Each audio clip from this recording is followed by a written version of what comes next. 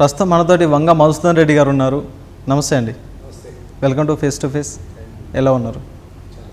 వంగ మధుసూదన్ రెడ్డి గారు రాజకీయంగా ఎదగడమే లక్ష్యంగా ఫస్ట్ బీజేపీ, తర్వాత కాంగ్రెస్ పార్టీలో కౌన్సిలర్ గెలిచి ఆ తర్వాత వైఎస్ఆర్సీపీ పార్టీకి పోయి మళ్ళీ బీజేపీ పార్టీకి వచ్చి కార్పొరేటర్ అయ్యాడు. అంటే ఇక్కడ వంగ మధుసూదన్ రెడ్డి రాజకీయంగా ఎదగడమే లక్ష్యంగా పెట్టుకున్నారనేసి కొంతమంది మీ పైన విమర్శలు చేస్తున్నారు. దీనిపై మీ సమాధానం ఏంటి? భారతీయ జనతా పార్టీలో నా రాజకీయం మొదలైంది. కానీ ఎదగడమే లక్ష్యంగా అంటే అప్పుడున్న పరిస్థితులతోని నేను కాంగ్రెస్ పార్టీ అధికారం లేనప్పుడు కాంగ్రెస్ పార్టీలోకి వెళ్ళా. ఎవరైనా అధికార పార్టీ ఏది ఉంటే ఆ పార్టీలో దుంకే అలవాటు ఉన్నది నాయకులందరికీ. కానీ నేను ప్రతిపక్షం నుండి అసలు ఆ రోజుల్లో నేను కాంగ్రెస్ పార్టీలో జాయిన్ అయినప్పుడు కాంగ్రెస్ పార్టీ నిల్లు ఉమ్మడి ఆంధ్రప్రదేశ్లో, తెలుగుదేశం పార్టీ, భారతీయ జనతా పార్టీ హవా నడుస్తున్నది, ఉమ్మడిగా వాళ్ళ రాజ్యం నడుస్తున్నది. నేను ఏ విధంగా రాజకీయంగా ఎదగాలనుకుంటే అధికార పార్టీలో ఉండి పదవులు తీసుకొని ఎదగవచ్చు కదా. నేను ప్రజల కోరిక మీద, ప్రజా సమస్యల మీద ఎప్పుడైనా పోరాటం చేయనికే ప్రతిపక్షంలోకి పోయినా, కానీ ఎవరైనా అధికార పక్షంలోకి పోయి పదవులు తెచ్చుకుంటే మీరు అన్నట్టు మీరు వేసిన ప్రశ్నకు వాస్తవం ఉంటుంది. 100% నేను ప్రజల తరఫున ఉన్నా. ఇన్ని పార్టీలు ఎందుకు మారాల్సి వచ్చింది? అప్పటి పరిస్థితులు. ఎన్ని పార్టీలు ఉన్నాయి? బీజేపీ నుంచి కాంగ్రెస్ నుంచి బీజేపీ, మధ్యలో వైఎస్ఆర్సీపీ. నేనేం పార్టీ మారలేదు. జగన్ మీద అభిమానంతో, వైఎస్ కుటుంబం మీద ఉన్న అభిమానంతో ఆ రోజు జగన్ గారి జైల్లో పెట్టారు కాబట్టి అనుకోకుండా ఆయనకు మద్దతు ఇవ్వాల్సి వచ్చింది. నేనేమన్నా పార్టీ సభ్యత్వం తీసుకోలేదు, లేకపోతే అందులో ఏం పదవులు తీసుకొని ఎమ్మెల్యేలు కానీ ఏం నిలబడలే. వెంటనే ఉమ్మడి ఆంధ్రప్రదేశ్ నుంచి తెలంగాణ రాష్ట్రం వచ్చింది. తెలంగాణ రాష్ట్రం వచ్చినాక భారతీయ జనతా పార్టీని బలోపేతం చేసి భారతీయ జనతా పార్టీ సభ్యునిగా కొనసాగాలనే లక్ష్యంతో భారతీయ జనతా పార్టీలోకి వచ్చిన. ఆ పార్టీలో అప్పటి నుంచి కంటిన్యూగా భారతీయ జనతా పార్టీ ఎదుగుదలే నా లక్ష్యంగా పనిచేసిన. అందులో భాగంగా ఒకసారి కార్పొరేటర్గా ఓడిపోయినా, సెకండ్ టైం మళ్ళీ కార్పొరేటర్ నిలబడి భారీ మెజార్టీతో గెలిచిన. బీజేపీలో కార్పొరేటర్గా భారీ మెజారిటీతో గెలిచిన తర్వాత డివిజన్లో మీరు చేసినటువంటి అభివృద్ధి ఏంది అంటే ఏం చెప్తారు? బ్రహ్మాండంగా. అసలు ఈ డివిజన్లో నేను గతంలో కౌన్సిలర్గా ఉన్నప్పుడు ఏవైతే అభివృద్ధి పనులు చేసినో, మొన్న నేను రెండోసారి కార్పొరేటర్గా ప్రమాణం చేసినప్పుడు అవే పనులు తప్పితే వేరే ఇంకా మధ్యలో వచ్చిన కార్పొరేటర్లు కానీ, శాసనసభ్యులు కానీ, మంత్రులు కానీ, పార్లమెంట్ సభ్యులు కానీ ఎవరు కూడా ₹1 పని చేసినా పాపన పోలేదు. అభివృద్ధి అంటే అనేది నేను చెప్పుడు కంటే నా నియోజకవర్గ డివిజన్ ప్రజలను అడిగితే మీకు అడిగినాం. అక్కడ కూడా కొన్ని కాలనీలలో డ్రైనేజ్ సమస్యలు అవుతుంది, సీసీ రోడ్ల సమస్యలు అవుతుంది, కొన్ని స్కూళ్ళ దగ్గర మురుగునీరు అవుతుంది, కొన్ని సమస్యలు అట్లనే ఉన్నాయి అంటున్నారు. అది గత ప్రభుత్వ పాపం. ఎందుకంటే మీ పాపం కాదంటారా? అదే కార్పొరేటర్ ఉన్నారు కదా ఇక్కడ. నేను ఏమంటున్నా, నేను నా పాపమా లేకపోతే గత అంటే నా చేతుల ప్రతిపక్ష కార్పొరేటర్గా సమస్యలను ప్రభుత్వం దృష్టి తీసుకుపోవడం, ప్రభుత్వ అధికారుల దృష్టి తీసుకోవడం నా పని. అవి శాంక్షన్ చేయకపోతే ఏ విధంగా పోరాటం చేసి ఏ విధంగా వాళ్ళను మెడలుంచి ఆ నిధులు రాబట్టుకోవడం నియోజకవర్గ ప్రజలందరికీ తెలుసు. ఆ విధంగానే శాంక్షన్లు చేయించుకున్నాం. టెండర్లు వేయలేని పరిస్థితిలో కాంట్రాక్టర్లు ఉంటే అయ్యా అప్ప అని చెప్పి కాంట్రాక్టర్లను కూడా బతిమలాడుకొని టెండర్లు కూడా వేయించడం జరిగింది. కానీ ఎందుకు అంటే ఓపెన్ సీక్రెట్ అది. తెలంగాణ రాష్ట్రం వచ్చిన తర్వాత తెలంగాణ ప్రభుత్వం, టీఆర్ఎస్ ప్రభుత్వం గత 10 సంవత్సరాలుగా ఆర్థిక క్రమశిక్షణ లేకపోవడం మూలంగా ఈ తెలంగాణకు మూలపట్టైనటువంటి రాజధాని అయినటువంటి హైదరాబాద్ నగరాన్ని సర్వనాశనం చేసింది తెలంగాణ రాష్ట్ర ప్రభుత్వం. అందుకు ఉదాహరణ, ఈరోజు పనిచేస్తే వాళ్ళ హయాంలో ఈరోజు పనిచేస్తే 16 నెలలకు కూడా ఆ పని చేసిన కాంట్రాక్టర్కు బిల్లు లేకపోతే కాంట్రాక్టర్లు ఏ విధంగా వచ్చి పనిచేస్తారు, కార్పొరేటర్లు వాళ్ళతో ఏ విధంగా పని చేపిస్తారు మీరు అర్థం చేసుకోవాలి. అప్పటికి కూడా దాదాపు 40-50 కోట్ల రూపాయలు ప్రధాన సమస్యల మీద దృష్టి పెట్టి ఆ ప్రధాన సమస్యల్ని ఏ విధంగా ఒకటొకటి కంప్లీట్ చేసుకుంటూ రావాలి. ముందుగా ఏంటంటే నేను గెలిచిన వెంటనే ఈ ప్రాంతం ముంపుకు గురైంది. ఈ పాపం కూడా ఆ ప్రభుత్వందే. లెవెల్స్ లేకుండా, మెజర్మెంట్ లేకుండా గుడ్డిగా గూగుల్ మ్యాప్తో వీళ్ళు ఎస్టిమేషన్ చేసుకుంటూ పోయారు. ఎవరు అధికారులు. అప్పుడు అట్టెట్లయితుంది అన్నారు. కానీ ఈరోజు పని నడుస్తుంటే ఫీల్డ్ మీద ఈరోజు ప్రజెంట్ మీరు ఇప్పుడు ఈరోజు ఇంటర్వ్యూ తీసుకుంటారు కదా, ఈరోజు 15th జూన్ ఆ రోజు చేసిన నిర్లక్ష్యం ఈరోజు ఫలితంగా. ఈరోజు నేను ఫీల్డ్ మొత్తం తిరిగిన ఆఫీసర్లు వేసుకొని అటు జిహెచ్ఎంసీ అధికారులను, ఇటు ఎస్ఎన్డిపి అధికారులను, వాటర్ వర్క్స్ డిపార్ట్మెంట్ని, ఎలక్ట్రిసిటీ డిపార్ట్మెంట్ని, యూజీడీ డిపార్ట్మెంట్ అందరినీ తీసుకొని ఈరోజు ఫీల్డ్ మీద దాదాపు 2-2.5 గంటలు తిరిగిన. ఎందుకంటే వర్షాకాలము, ఎక్కడెక్కడ ఏమైనా లోపాలు ఉంటే సరిదిద్దుకుందాం. ఈ మళ్ళీ వర్షాలు కూడా ఉన్నాయి. మళ్ళీ ఈ వర్షాకాలం ఒక్కటి తప్పిపోతే రాబోయే రోజుల్లో ఖచ్చితంగా దాన్ని ఇంకా సర్దిద్దుకునే అవకాశం ఉంటుంది. ఫస్ట్ ఈ వర్షాకాలం బయటపడాలని తిరగడం జరిగింది. ఈరోజు కూడా ఆఫీసర్ని అడిగితే, సార్ మీకు ఏం తెలియదు ఏముంటుంది సార్, మేము ప్రభుత్వాల తరఫున మాట్లాడాల్సి వస్తుంది సార్ అనే మాట అధికారులు మాట్లాడుతున్నారంటే, ఆ రోజు మేము మాట్లాడినా కూడా చెవిటోని ముందు శంఖం ఊదినట్టే ఆ రోజు టీఆర్ఎస్ ప్రభుత్వ హయాంలో జరిగింది. ఈరోజు నిజంగా ఎవరు ఎంత సంతోషంగా ఉన్నారో బాధగా ఉన్నారో తెలియదు, కానీ టీఆర్ఎస్ ప్రభుత్వం ఓడిపోయినందుకు భారతీయ జనతా పార్టీ కార్పొరేటర్గా నేను చాలా సంతోషంగా ఉన్నా. సర్వేలల్లో మీ పేరే ముందున్నా కూడా ఈ సీట్ని ఎట్టనైనా సరే బీజేపీ ఓడిపోవాలని మీ పార్టీ నాయకులు ఏమైనా సామరంగారెడ్డికి ఇచ్చిరా? ఓడిపోవాలని ఏ పార్టీ కోరుకోదు కదా. కొన్ని కారణాలు ఉంటాయి, కొన్ని కారణాలు నాకు చెప్పారు. ఆ కారణాలు ఏంటనే మేము అడుగుతున్నాం మిమ్మల్ని. పార్టీ కొన్ని పార్టీకి కూడా చెప్పలేని కారణాలు ఉంటాయి. కొన్నిసార్లు వాళ్ళ నిర్ణయం శిరోధార్యం అనుకున్నా, పార్టీ జెండా కింద పనిచేస్తున్నా, పార్టీ నిర్ణయించిన క్యాండిడేట్ను పోరాటం ఆఖరి వరకు చేసిన, నాకే టికెట్ కావాలన్నా, కానీ పార్టీ ఎందుకో అటు సైడ్ మొగ్గింది. పార్టీలో అందరు ప్రయత్నం చేస్తారు. ఎటు సైడ్ మొగ్గింది అంటారు? సామరంగారెడ్డి సైడ్ మొగ్గింది కాబట్టి అందరు ప్రయత్నం చేస్తారు. నేను చాలా ముందు భాగంలో ఉన్నా, నాకు ఖచ్చితంగా వస్తుంది అనుకునే ఆశలు కూడా పెట్టుకున్నా. కానీ నాయకత్వం ఇంకా కొద్దిగా నీకు టైం ఉంది అనుకున్నదేమో నన్ను ఆపిరు. మల్కాజ్గిరి పార్లమెంటు పరిధిలో ఏ ఒక్క సీటు కూడా బీజేపీ పార్టీ గెలవలేదు. అలాంటి సందర్భాల్లో ఒక్కసారిగా ఒక ఉప్పెనలాగా ఎంపీ ఎలక్షన్ ఎలా గెలవగలిగారంటే ఏం చెప్తారు? ఈరోజు తెలంగాణ రాష్ట్రం అంతా తెలుసు, అసెంబ్లీ ఎన్నికల్లో భారతీయ జనతా పార్టీ చేసిన పొరపాటే. అది పొరపాట, వాళ్ళ ఊహ, పార్టీని నడిపేదాన్ని అంటే వాళ్ళ వ్యూహం ఏ విధంగా ఉంటుందో వాళ్ళు రచించిన వ్యూహం మాత్రం తెలంగాణ ప్రజలు వ్యతిరేకించారు. కాబట్టి భారతీయ జనతా పార్టీని అసెంబ్లీ ఎన్నికల్లో పాత వాళ్ళందరిని ఓడగొట్టి కొత్త వాళ్ళని ఎన్నుకున్నారు. కొంత సీనియర్లు కూడా గెలిచారు అనుకోండి, వేరే విషయం. అసెంబ్లీ ఎన్నికల్లో సాక్షాత్తు ముఖ్యమంత్రిని ఓడించిన పార్టీ భారతీయ జనతా పార్టీ.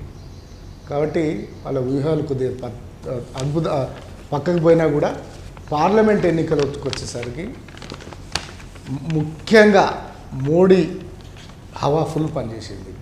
దాంతోపాటు ఈటల రాజేందర్ గారి అభ్యర్థిత్వం కూడా బలంగా ప్రజలకు వెళ్ళింది. ఎందుకంటే ముగ్గురి గుణగణాలు తెలుసుకుంటే ఈటల రాజేందర్ గారు సౌమ్యుడు, తెలంగాణలో టీఆర్ఎస్ ప్రభుత్వంలో నెంబర్ 2లో ఉన్న వ్యక్తి,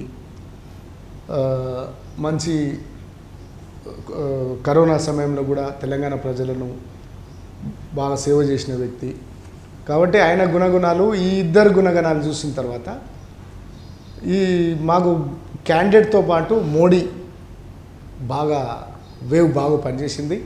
దాని తగ్గట్టు కూడా మేము కూడా ఉత్సాహంతో ఎట్లనే సార్ భారతీయ జనతా పార్టీ గెలవాలి, నరేంద్ర మోడీ గారి మూడోసారి ప్రధానమంత్రిగా చూడాలి మేమందరం, మా అందరి కళ, భారతీయ జనతా పార్టీ ప్రతి కార్యకర్త కళ నరేంద్ర మోడీ గారు ఇంకొక 20 సంవత్సరాలు ఈ దేశాన్ని ఏలాలే, భారతీయ జనతా పార్టీ అన్ని రంగాల్లో ప్రపంచంలో ముందుకెళ్ళాలి అనేది భారతీయ జనతా పార్టీ ప్రతి కార్యకర్త కళ.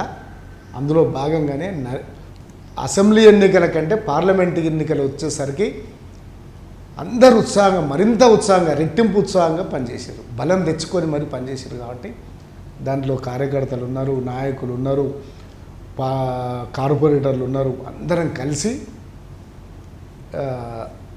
పనిచేసినాం. అందుకోసమే ఈ భారీ మెజార్టీ, ఊహించని మెజార్టీ ఏదైతే మేము 23,000తో అసెంబ్లీ ఎన్నికల్లో ఓడిపోయినామో అంతకు తగ్గట్టు 1,08,000 మెజార్టీతోని మళ్ళీ ఎల్బీ నగర్లో పుంజుకోవడం. రైట్. ఎన్నికల విషయానికి, నియోజకవర్గ విషయానికి వస్తే బీఆర్ఎస్ ఎమ్మెల్యే దేవిరెడ్డి సుధీర్ రెడ్డి ఇటు మీ మధ్య ఏ ఎన్నికలు వచ్చినా కూడా మీ ఇద్దరి మధ్యలో పచ్చిగడ్డ వేసినా కూడా బగ్గున మండే పరిస్థితులు ఉంటాయి. అసలు మీ ఇద్దరికి గొడవ ఏడ మొదలైంది, ఎక్కడొచ్చింది, అసలు ఎక్కడ స్టార్ట్ అయింది ఈ గొడవ మీకు? జిహెచ్ఎంసీ ఎన్నికల్లో 4-5 రోజుల ముందు నుంచి.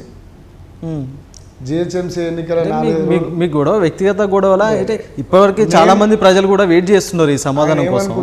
ఈ సమాధానం కోసం నియోజకవర్గ ప్రజలు వెయిట్ చేస్తున్నారు.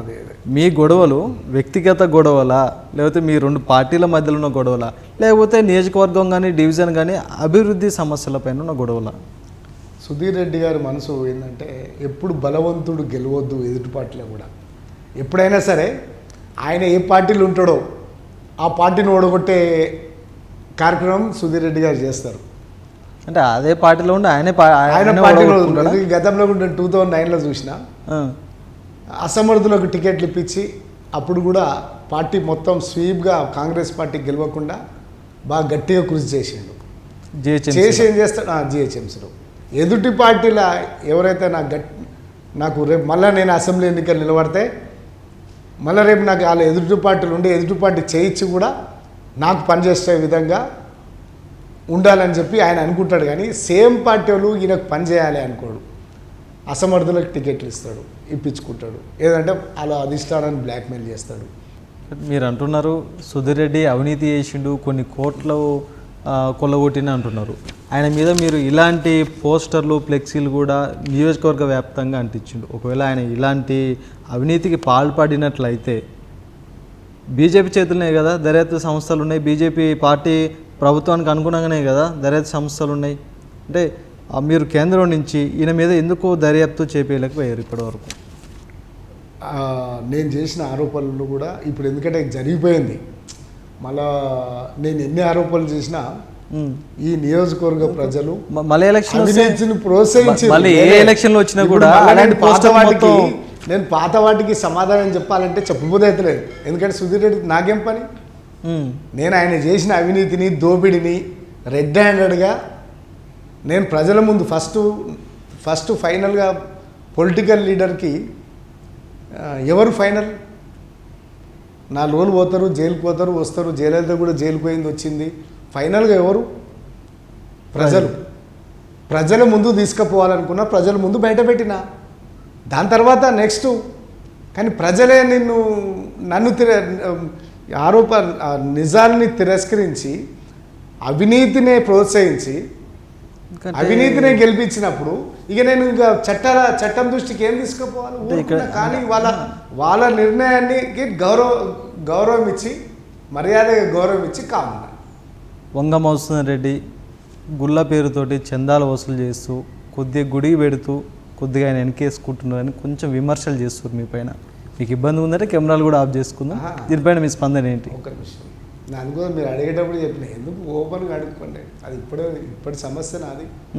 సుధీర్ రెడ్డిని తిట్టినప్పుడల్లా అదే సమస్య వస్తుంది. అంటే అది వాస్తవం కాదంటారా? అదే నేను చెప్తున్నా, సుధీర్ రెడ్డిని తిట్టినప్పుడే ఆ సమస్య వస్తుంది. తిట్టకుండా కూడా అది వాస్తవం కాదంటారా? లేదు, అది నీ ప్రభుత్వం ఉండే కదా, మా స్వామి అది ట్రస్ట్ కింద ట్రస్ట్తో పాటు ఏంటంటే హంపీ పీఠం కింద నడుస్తుంది. మీ ప్రభుత్వం తరఫున పీఠానికి ఒక నోటీస్ పంపి దీనికి ఏం డొనేషన్లు వస్తున్నాయి, ఏం ఖర్చు పెడుతున్నారు అది ఒకటి నోటీస్ పంపి ఎంక్వైరీ చేస్తే తెలుస్తుండే కదా.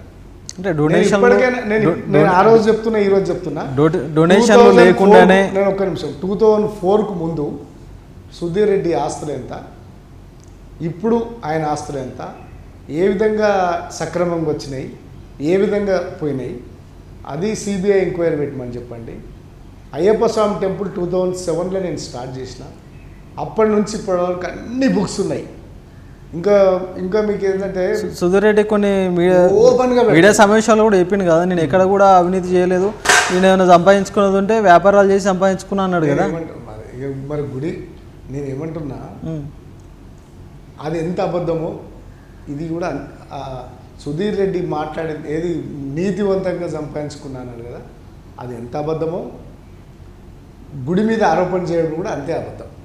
తప్పితే దేవాలయం అదే సాక్షాత్ గుడికి డొనేషన్ రాకుండానే అంత పెద్ద గుడిని మెయింటైన్ చేస్తున్నా. సాక్షాత్తు హరిహర క్షేత్ర అయ్యప్ప స్వామి దేవుడు, అయ్యప్ప స్వామి ఆ స్వామి చూసుకుంటాడు అటువంటి ఆరోపణ. ఎందుకంటే ఒక మంచి పని చేయాలంటే చెడు వ్యక్తులు 100 మంది ఉంటారు, ఆ మంచి పని రాక్షసులు అడ్డుకుంటారు.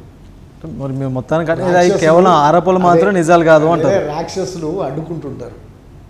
అట్లనే ఈ రాక్షసులు అడ్డుకునే ప్రయత్నం చేశారు, కానీ అయ్యప్ప స్వామి అడ్డుకోలేదు. అయ్యప్ప స్వామి ఇంకో విషయం ఏం చెప్తున్నాను మీకు, చాలా కష్టం దేవాలయాలు మెయింటైన్ చేయాలంటే. నాకు చాలామంది పెద్దవాళ్ళు, చాలామంది స్వామీజీలు చెప్పారు, చాలామంది చెప్పారు.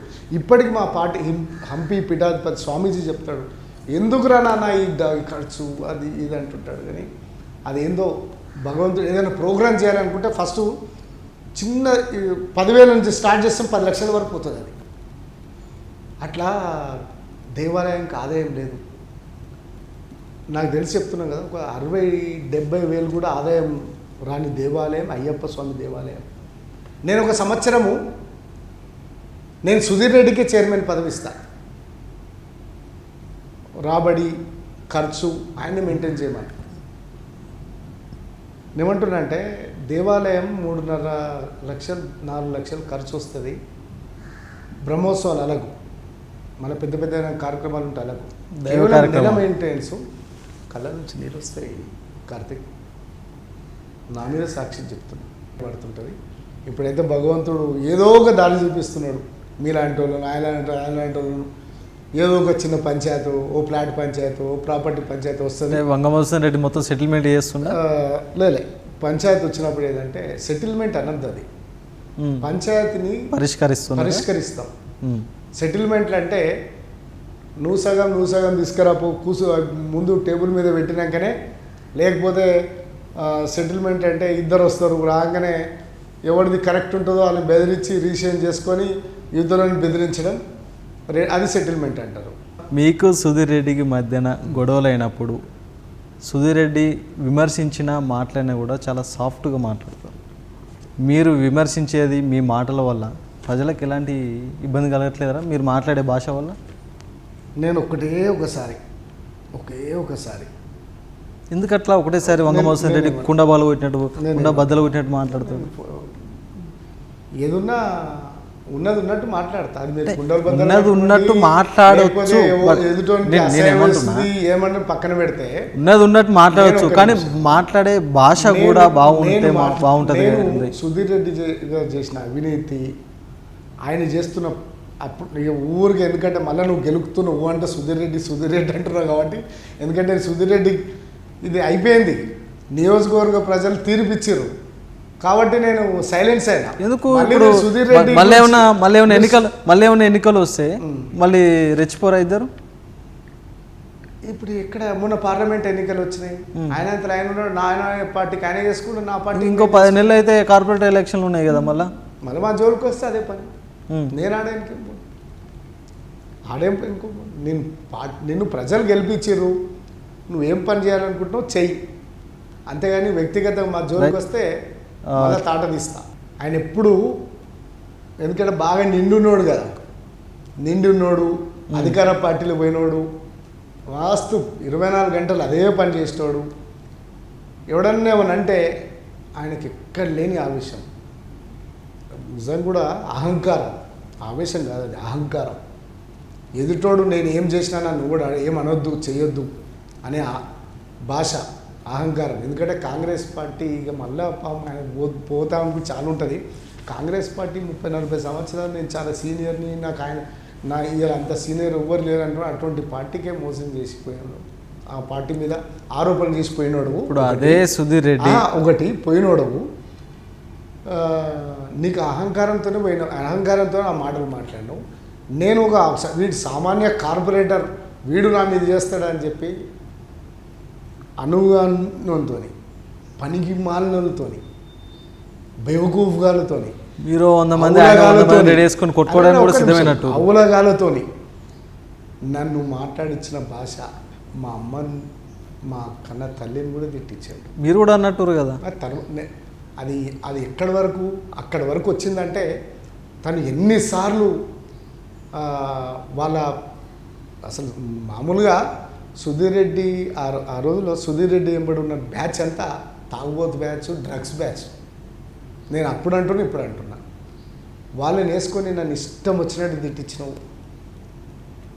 నేను చేసిన వర్కులు జిహెచ్ఎంసీ ఫండ్ అండి. ఎమ్మెల్యే గారికి ఫండ్ ఎక్కడ చెప్పండి? ఎమ్మెల్యే గారు ఎప్పుడు ఆలోచన, ఫ్లైఓవర్లు ఏమో గవర్నమెంట్ జిహెచ్ఎంసీతో అప్పు చేపించి ఫ్లైఓవర్లు కట్టింది. ఆయన ఎమ్మెల్యే కానప్పుడే ఆర్ కృష్ణయ్య గారు ఉన్నప్పుడే శాంక్షన్ అయింది, ఆయనే ఒప్పుకున్నాడు. నా హయాంలో కాలేదని కేటీఆర్ చేసినని ఒప్పుకున్నాడు. మరి ఆయన శాసనసభ్యునికి వచ్చిండు, అభివృద్ధి మీద దృష్టి పెట్టకుండా ఎంతసేపు మేము కార్పొరేటర్లు తెచ్చిన వాటి మీద కొబ్బరికాయలు మాకు చెప్పకుండా ప్రోటోకాల్ ఉల్లంఘించి కొబ్బరికాయలు కొడుతుంటే, మేము అధికారులకు కంప్లైంట్ ఇచ్చినా కూడా మేము ఏం చేయలేమంటే ప్రభుత్వం వాళ్ళది అని అంటుంటే ఎంతవరకు ఒప్పుకోబడతామంటే, అదే సుధీర్ రెడ్డి మా అధికారాన్ని లాగేసుకొని ప్రజా తీర్పును అగౌరవపరిస్తే మిగతా కార్పొరేటర్లు ఊరుకుంటుండొచ్చు. వాళ్ళు కూడా ఎప్పుడో ఒకప్పుడు చాలాసార్లు గలమిచ్చిర్రు, తప్పు చేస్తున్నావు సుధీర్ రెడ్డి అన్నారు. కానీ నా దగ్గరకు వచ్చే వరకల్లా పీక్ పోయి నా మీద ఇష్టం వచ్చిన భాషతో వాడుతుంటే, ఒకరోజు ఆవేశంలో ఒక రోజు నేను డైరెక్ట్గా ఆ వర్డు అన్నది అది తప్పే, ఆ వెంటనే గ్రహించి నేను నెక్స్ట్ డేనే ఎంబడే క్షమాపణ చెప్పడం కూడా జరిగింది. కానీ దాని తర్వాత పోలీసులను అడ్డం పెట్టుకొని ఒక అహంకారి, పేరు ఏసీపీ జానకిరెడ్డి, అతని అహంకారి, అసలు పోలీసులనే ఆయన చెడుబుట్టిండు. అటువంటి ఏసీపీని అడ్డం పెట్టుకొని నా ఇంటి మీద దాడి చేపించిండు డ్రగ్స్ బ్యాచ్తో. డ్రగ్స్ బ్యాచ్ వీడికి వచ్చినంత డ్రగ్స్ ఆడోళ్ళు, ఆయన ఎంబడున్న ఆడోళ్ళు చాలా చెప్తున్నా, చీఫ్ లేడీస్ని ఏమనంటే అన్నట్టు ఉంటుంది. కానీ ఆయన ఎంబడున్న ఎవరు కూడా మహిళా లోకానికే అగౌరవపరిచేటట్టు ఆర్పీలను జిహెచ్ఎంసీలో గ్రూప్లలో ఆర్పీలు జిహెచ్ఎంసీ జీతం ఇస్తుంది, వాళ్ళ కింద కొంతమంది లేడీస్ ఉంటారు, వాళ్ళందరినీ తీసుకొని మహిళా సంఘాల వాళ్ళతో దాడి చేయించిండ తోని మహిళలను అడ్డం పెట్టించి. ఎందుకంటే మా ఇంటి మీద దాడి చేయించాడు. మా ఊరి మహిళలు, నేను తప్పు చేస్తే మా ఊరు మొత్తం నాకు అండగని మా ఊరు మహిళలు గేట్ రూపలకి అడ్డు రాకుండా చేశారు. పిచ్చోన్ లెక్క ఆ లేడీస్, మీరు వాళ్ళ వీడియోలు ఉన్నాయి చూడరు, వాళ్ళ దాంట్లో పిచ్చోన్ లెక్క చేపించిండు. ఇవన్నీ ఎవరండి? సుధీర్ రెడ్డి గారి సతీమణి లైవ్ పెట్టించి, కమలారెడ్డి గారు, నేను సతీమణి నా పేరు నాకు తెలియదు కానీ లైవ్ పెట్టించి లైవ్లో చూసుకుంటా జానకిరెడ్డికి చెప్తున్నది, ఇట్లా చెప్పి అట్లా చెప్పి నువ్వు ఉండి ఏం చేస్తున్నావు. ఎవరన్నా కానిస్టేబుల్ ఉంటేనే ఏదైనా దాడి చేయాలంటే భయపడతారండి. 2 కిలోమీటర్ దూరం నుంచి ర్యాలీగా మా ఇంటికి తీసుకురావడం, ఎన్నో అక్కడ అడ్డుకోకుండా. మీరు ఎందుకో సుధీర్ రెడ్డి గారి భార్య పైన నిందలేస్తారని అనుమానం. నిందల అవి జరిగిపోయిన అందుకోసమే అంటున్నా కదా. ఇంటి మీద దాడి అనేది చూసినప్పుడు మాత్రం మళ్ళీ ఆవేశం కట్టలు తెంచుకుంటుంది. ఇంటి మీద దాడి చేసారు, వీడికి ఎందుకు వచ్చిరని పోలీసు వాళ్ళు అడగకుండా ఏసీపీ గారు వాళ్ళ చేతులు ఉన్నారు కదా, 100 మంది పోలీసులు వచ్చారండి. డీసీపీలు 2 రోజులు మన ఇంటి దగ్గర టెంట్ వేసారు. ఎందుకు వచ్చిర్రు? మనం వాళ్ళ మీద కేసు పెట్టినాం, వాళ్ళు మన మీద పెట్టవద్దు. ఎందుకంటే నా ఇంటికి వాళ్ళు వచ్చారు, మా కార్యకర్తలు, మా బంధువులు, మా నాయకులు అందరి మీద, ఊరోళ్ళ మీద SC ST అట్రాసిటీ కేసు పెట్టించాడు. నా మీదనే పెట్టించిండా? కొప్పుల నరసింహారెడ్డి మీద పెట్టించిండు, వజీర్ ప్రకాష్ మీద పెట్టించిండు, రామ్మోహన్ గౌడ్ మీద పెట్టించిండు, ఎవరి మీద పెట్టేయలే. ఇప్పుడు మీరంతా ఎమ్మెల్యే సుధీర్ రెడ్డి బాధితులు అనుకోవచ్చు. ఇప్పుడు సాక్షాత్తు Congress party floor leader Darpalli Rajasekhara Reddy మీద ఎస్సీ ఆయన మీద దాడి చేయడం, స్వయంగా ఆయన సమక్షంలో ఆయన కొట్టడం, తిరిగి ఆయన మీద ఎస్సీ ఎస్టీ కేసు వనసరపురం పోలీసులు పెట్టేయడం, ఇవన్నీ అర్థమవుతలేదు. పోలీసులకు అర్థమవుతలేదా? పోలీసులు మరి ఎందుకు ఆ ఎస్సీ ఎస్టీ కేసు పెట్టిన మహిళ నువ్వు వాడికి ఎందుకు పోవాల్సి వచ్చింది, నీది తప్పు కాదా అని ఎందుకు అడగలేకపోయింది ఈ పోలీస్ వ్యవస్థ? ఎస్సీ ఎస్టీ కేసు కేవలం ఎమ్మెల్యే ఉండు, ప్రభుత్వం అధికారం ఉంది అని పెట్టుమనగానే పెట్టేయడమేనా? అంటే ఎస్సీ ఎస్టీ కేసులు ఏ విధంగా దుర్వినియోగం అవుతున్నాయి అనేది గతంలో సుప్రీంకోర్టు తీర్పిచ్చింది. ఇక్కడ మేము కూడా కళ్ళారా మేము బాధితులం, మేము ఎదుర్కొన్నాం. ఆమె నందనవనంలో ఉన్న మహిళ, ఆమెకి ఏం సంబంధము, మా ఇంటి మీదకి ఎందుకు వచ్చింది, ఆమె వాడిన భాష, అవన్నీ వీడియో క్లిప్పింగ్స్ ఉన్నాయి, అన్నీ ఇచ్చినాం. ఇందులో ఏసీబీ ఏ విధంగా పాత్రధార అయ్యిండు అనేది మేము కూడా కేసు పెట్టినప్పుడు ఏసీబీ గారి పాత్ర కూడా మేము వీడియోలు ఇచ్చినాం. అన్నీ పక్కన పెట్టేసి మా నాయకుల మీద, బంధువుల మీద ఎస్సీ ఎస్టీ కేసు పెట్టించారు, లేని వాళ్ళ మీద కూడా పెట్టించారు. మళ్ళీ 15 రోజులు మళ్ళీ పేర్లు పెట్టించారు. చివరి ప్రశ్న, అదే ఎమ్మెల్యే సుధీర్ రెడ్డి రానున్న రోజుల్లో బీజేపీ పార్టీలకు రాబోతుందని కొంత ప్రచారం జరుగుతుంది. ఒకవేళ బీజేపీ పార్టీలోకి వస్తే సుధీర్ రెడ్డి వంగమోహన్ రెడ్డి బొకే వేయడానికి రెడీగా ఉండా? కార్తీక్, నేను ఇదే అన్నా, నేను ఎప్పుడైనా సరే నేను నా గురించి అన్నా కాబట్టి చెప్తున్నా కదా, నువ్వు పార్టీ మారలేదా అని, వెంకటేశ్వర రెడ్డి మారలేదా అని, మారింది ఏంది అని చీము నెత్తురుంటే మనము మంచి వాళ్ళమైతే మన నియోజకవర్గ ప్రజలు ఏ గుర్తు మీద మనం ఓటేసి గెలిపించారో ఆ గుర్తు మీదనే నువ్వు ఉండాలి అనేది నిర్ణయించినా కూడా నువ్వు పార్టీ మారుతావంటే నాకు తెలుసు. నాకు బీజేపీలో అని కాదు, ఎప్పుడు రేవంత్ రెడ్డి అన్నా పిలుస్తాడా? ఎందుకంటే రేవంత్ రెడ్డి అన్న నువ్వు చెప్పుతోని కొడతా అన్నాడు, ఇంకా ఎన్నో రకాలుగా భాషలు వాడిండు రేవంత్ రెడ్డి. ముఖ్యంగా అప్పుడు ఎందుకు వాడాల్సి వచ్చిందో ఆ భాష సుధీర్ రెడ్డి వాడకూడని భాష.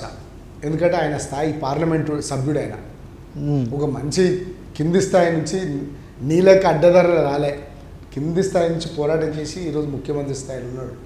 అటువంటి వ్యక్తిని ఇక్కడ పార్లమెంట్ సభ్యుడిని అగౌరవపరిచి చెప్పుతో కొడతా అన్న రోజులు పోయినాయి. అయిన వెంటనే మళ్ళీ ఎప్పుడే మాట మార్చేసిండు. ఎప్పుడు పార్టీ మారదామా ఎదురు చూస్తున్నాడు. అసలు పిలుపు అందడమే లక్ష్యం.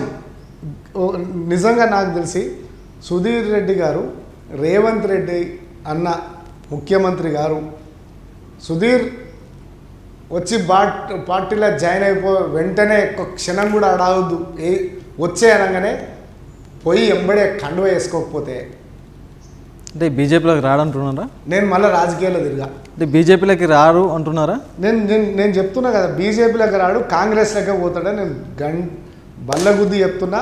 ఆయనకు ఇప్పటికే వశం అవుతలేదండి సుధీర్ అన్న, నిజంగా చెప్తున్నా. నేను ఇప్పుడు గౌరవం, నేను ఎందుకంటే అయిపోయింది కాబట్టి, నేను ఇప్పుడు మీరు అడిగిరు కాబట్టి ప్రశ్నలు మీరు కూర్చి మళ్ళీ నన్నే తప్పని అంటున్నారు కాబట్టి కొన్ని సమాధానాలు చెప్పాల్సి వచ్చింది. కానీ అసెంబ్లీ తర్వాత నేను ఎక్కడ కూడా ఆయన చేసిన తప్పులు ప్రజలు యాక్సెప్ట్ చేసినప్పుడు నేనేం చేస్తా?